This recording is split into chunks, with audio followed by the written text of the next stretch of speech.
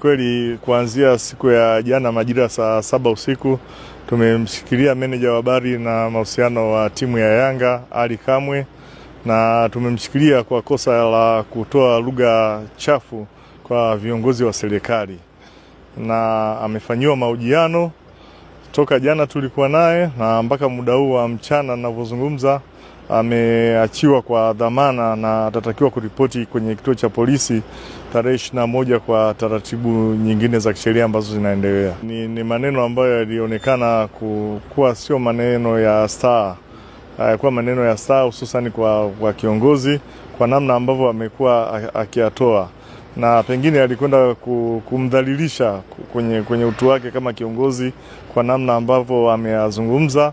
Lakini ukisikiliza kwa makini unaona ametaja mamlaka zake za uteuzi.